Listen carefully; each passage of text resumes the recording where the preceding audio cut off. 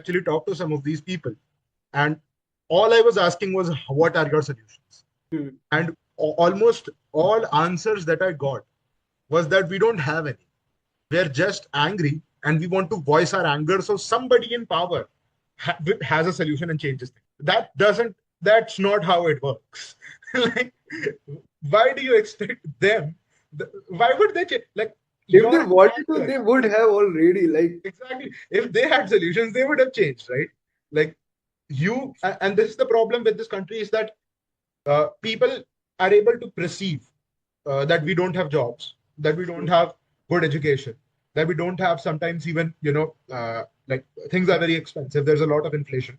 The problems that, a lot of libertarians point to, people are able to see that these problems exist, but they do not ever ask, you know, how do we solve these problems? They just expect that if we are really, really, really angry about it, hmm, then somebody will solve these problems. hmm. Almost as if like we are children and the government is, our father. And if we just really, shout a lot, that dad, I want this toy, If we beg enough. they'll just give it. They don't have it. Like, food doesn't come from the supermarket. Hmm. you know, that kind of a approach to things. This is what I would want to emphasize to the people out there protesting, that question your own leadership as well and ask them what their solutions are and ask them why these solutions are going to bring different results than the same solutions for so long have not. Why, like, why would, what are the solutions that you are pushing for? How will we prevent this from happening again? And True. what do we do to bring high quality and, low cost education to this country? Hmm. And, one thing I don't want to hear is, oh, let's just tax the rich so that we spend it on these things. This country is This not do rich. not exist in this That country. always works. Yeah, one, that never works, and the second is someone from the US saying that makes sense because that's a rich country. How many rich people exist in this country? They're all going to move anyway. Like, this is a 2000 GDP per capita country, people. Like, you have, for taxing the rich, you first need a significant amount of rich people. The amount of rich people in this country are a rounding error. They're a rounding error, brother. So how They are we just do going not exist. They're like minimal. Like, who to are you even exactly? gonna tax? Modi himself? Like, and half of the rich people are just rich because of the government. So I you was right. when, Who are you when you gonna tax tax? them, the money goes back to them. They are not gonna tax It themselves. is a circular economy. Yeah, exactly. Also, that's like just our generation. No, I also try to talk to older generation, our uncle generation, and they will agree with you that all the parties are same. They are all implementing the same policies, and they all have problems. They are all just misusing our taxes. But then when I try to talk about solution, they are always like, "Oh, there's no solution at all. Our Which is just society is doomed." yeah, which is a very bad attitude to adopt, because then, like, then you're basically lost, right? Like I that mean, that is I the can yeah, understand to an extent, like when you are 50 years old and you have seen fall and rise of all kinds of political parties, and the situation is more or less the same, then you haven't read good yeah, philosophy or political good structure. economic. You Yeah, really do not know how things can actually get better. You start to become pessimist. Oh, yeah, इस society का कुछ नहीं हो सकता. There's nothing yeah, we can do about it. So I exactly. can understand to some point, but Mhm. what we need to do is educate them. Yeah, and not, and educate people in the right philosophy as well and the right Mhm. economics. Because if we educated everybody in Keynesian economics and communist philosophy, like, we're done. Goodbye. But, I would say, uh, you know what I want to emphasize is, I want to see more solution oriented thinking here. And I want people to look at libertarian solutions to these problems, which are one, incentives matter, right? Economic incentives really, really matter. And if you centralize a paper, the incentive for leaking it is incredibly high. So decentralization, number two, which is decentralization. The more you can decentralize anything in this country, the more you can make it local, and the more accountability you are able to have, the faster change works, the more iterative cycles there can be towards change, right? If decisions are left towards your local, bodies, you have more of a voice there versus your national bodies. You have almost no voice in national politics. Yeah, Almost no, let the right? state university conduct their own exams. Yes, exactly, Like exactly. that's exactly how it's been. Like if you go back few years before NEET was centralized as only one exam, every state used to have their own exam. Hmm. What was your thinking for changing it in the first place? I just don't get it. Why Oh, would you do it? the thinking was to reduce corruption. And look where we are now. And the argument they give is key is students will only have to give one exam, they will only have stress of one exam only, and it will be better for students. No, it won't be, right? Yeah, When students have multiple exams, like if I'm talking about engineering, even if I fail JEE, I also have another other exams like BITS Pilani, Triple IT Hyderabad, WBIT JEE, VITE, IP universities. I have plethora of exams that I can give. Even if I fail JEE for some reason, like maybe I was sick that day, I was not feeling well, that or I got late. But when you only have one exam in the whole fucking country, if that 3 hour exam goes wrong for whatsoever reason, only option you have is wait another year. yeah, And the type of stress it puts on a student is immense. Like a lot of students are dropping 2, 3, 4 years to get in a good medical college. yeah, And when our exam goes bad because a leak happened, they just don't see any other solution. They don't see any other path they can take. And so what happens is they commit. exactly. I would agree. And also, when there are local So, exams, right? in this, there is one thing about the number of colleges. Another thing is about if you lack the money to fund your education, there should be availability of student loans as well. Like you are taking an education in medicine that will I don't see a time where human beings won't get sick, Yeah, won't have diseases. So you're basically signing up for a profession that won't ever go out of uh, business.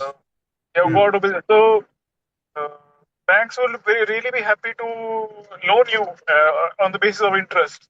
Now Yeah, it can be, and since this is about medical education, so arts education, you need to think whether the investment is really worth it or not, or you will not, you will get some ROI or not.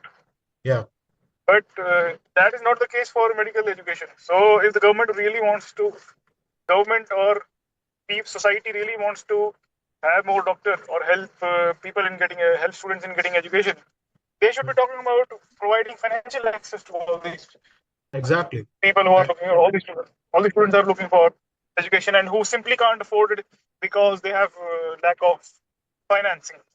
exactly. And that can be done. Uh, I don't think that is hard to do. Okay, Uh, like people loans, right? yeah, like Hmm. not even, and we don't even need to subsidize these laws. You could just deregulate banking. Like the amount of regulations that banking in this country has to go through, and arbitrary regulations. Like the RBI is able to impose any regulation whenever it wants for no reason at all, right? Hmm. That is going to cause the amount of loanable capital to go down. That is going to affect everybody, including students who take student loans, and so on and so forth, right? Second, yeah, one thing is that also Mhm. if you give handout loans, uh, You're cutting up a little bit. you are also bringing them into the handing out loans. You are also including them in the financial system. Yeah. Exactly. Hello, Mhm. audible? Mhm.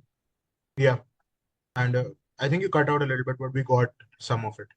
I Hmm. do agree that we are bringing them into like the financial system, and thus, overall increase in economic power will be there, and like simply, you know, allowing there to be more seats in need through, there to like making it easier to just make medical colleges, making licensing less political, making it easier, making it more streamlined, reducing overall regulations because most regulations, if not all regulations, are needless, right? And I would say literally all regulations are needless because the market That's is exactly what I was gonna say. self-regulating, right?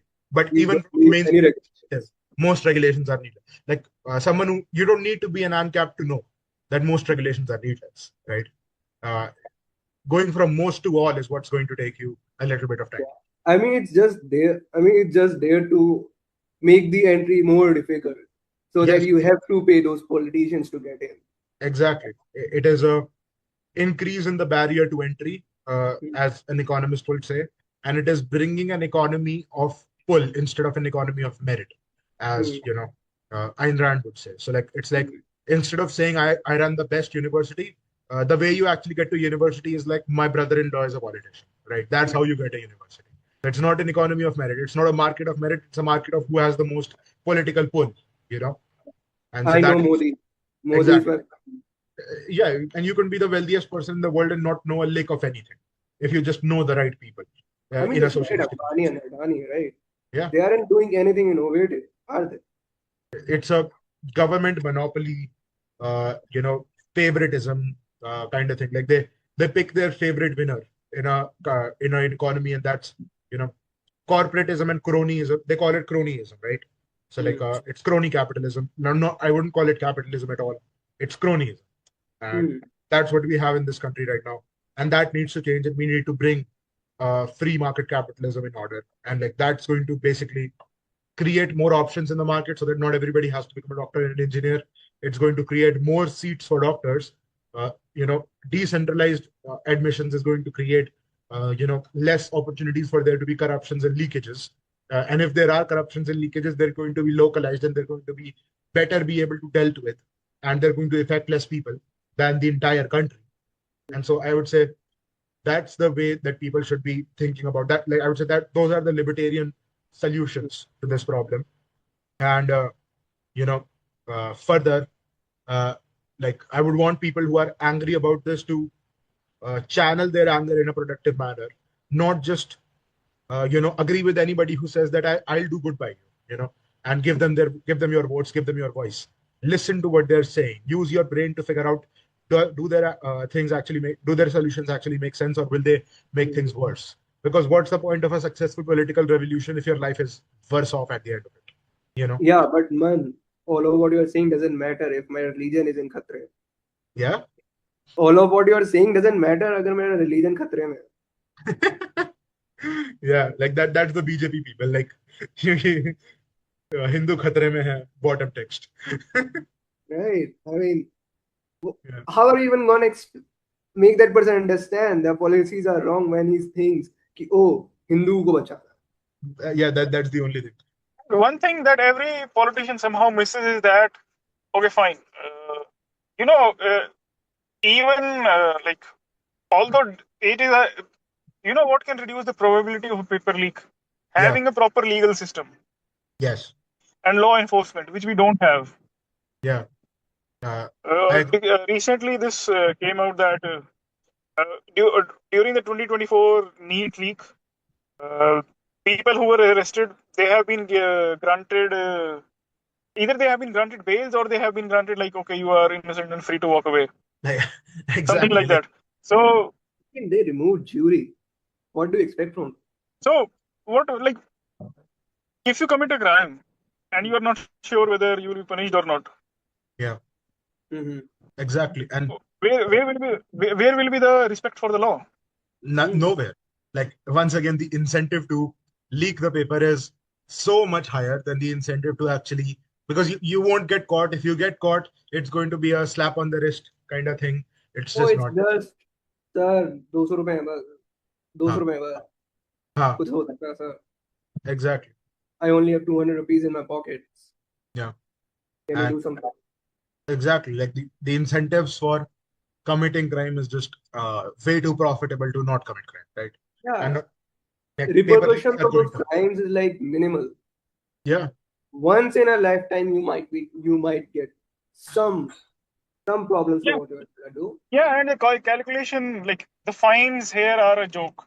Like if you commit some, in some cases, it is something like if you commit 1,000 crore scam. Yeah, that's nothing. So like that's less than Right? 1%. And that's less than 1% of the Yeah, money stolen. there exist people in India who are willing to go through the trials and tribulations of a court, Hmm. pay a petty fine, and just give 5 years of their lives just to do a scam of 100 crores Yeah, Yeah, and live right. a good life. exactly. And like Why that is wouldn't basically encouraging scamming in this country, because right? Why you can wouldn't you? commit. Why wouldn't you? Yeah, Like everybody would do this. Like anyone, with the exception of perhaps people with the moral principles like us, strong moral libertarians. values. Exactly. And libertarians wouldn't be in those jobs, first of all. But like, with the exception of this small minority of people of strong moral principles, anybody who's just working on incentives, normal incentive structures would always do this, because you're losing less than 1%, like less than 0.1% of your wealth stolen is Yeah. taken as a fine, and the rest is yours. So this is a what do you say, like, legalization of scamming in this country. Oh, pay this petty fee and you can scam as much as you want. Exactly. It's basically that subscription for scamming. Exactly. It's a subscription fee for scam. That's a good term. It's a subscription fee for scamming. Right. And who would want to work like in this country, like the people then who want to make money and get up in life, through the honest way, they are highly discouraged from doing so, Hmm. because if you want to be an upstanding person in this country, and you see this other person being a crook and being rewarded for it, then how many people are going to be upstanding and how many people are going to become crooks? Yeah, I mean The you can incentives of that. see that everywhere in your life. Like even while driving, you stop at a red light and everyone is jumping the red light. You are the dumb guy standing there. The red light doesn't matter if everyone is already jumping it. The use of the red light had already voided. It's already null and void. It's already redundant. It's a low So trust what? society. Yeah, what's your you? There's no point in standing on red light if everyone is Yeah, already jumping. exactly. And And this that is also mindset extends to everything. exactly. And this is where also libertarianism is of great help to people, because uh, in order to have a high trust society, you must have law and order, but you can't have just any law and order. You have to have the proper law and order. And the proper law and order is rooted in property rights. It's rooted in a valid theory of, who owns what, and what is a proper punishment, and what is a proper way of punishing people, and so on and so forth. So libertarianism, as a proper legal philosophy, I would say, is one of the necessary conditions of a true high trust society. And to the extent a country is libertarian, to the extent it is free market, it is able to, accrue wealth, and it is able to become more high trust in How much essence. is how much punishment is based on retribution and restitution? Exactly. So like, and that is, if people go by the retribution restitution standard, it's always unprofitable to commit a crime, because Right. you're exactly, Like so even if if you I gave try me to a scam chance, you would people want to never out of commit a crime. 1 crore, I would have to give back upwards of 2 crores. Exactly. That doesn't Yeah. So that you would doesn't make never sense. steal 1 crore, right? Yeah. Exactly.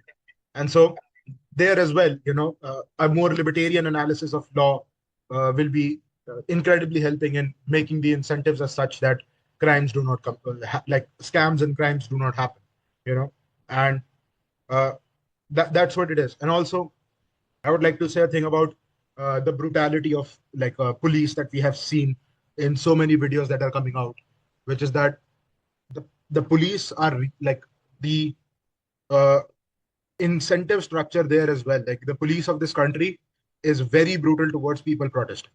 Uh, Yeah. we have talked about so far the fact that we disagree with the people who are protesting in the policies that they have said about, but also they do have the right to free speech. Yeah. On public property, they have a right to say whatever they want, right? Uh, if you look at recently, Sonam Wangchuk, he was like, that's his name, right? Yeah. Sonam Yeah, Wangchuk.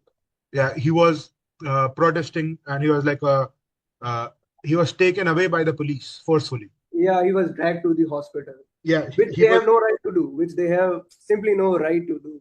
exactly.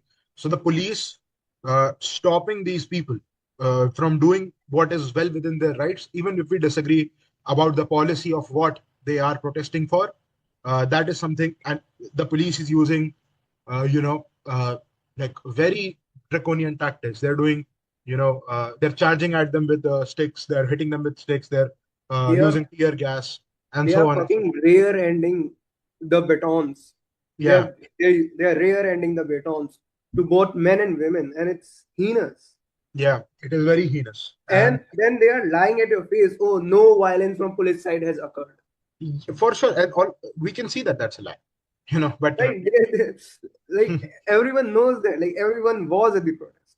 yeah, Everyone people, had their friends at the protest. yeah, Everyone has like, recorded evidence of it. yeah, And then you are lying at the face of the people.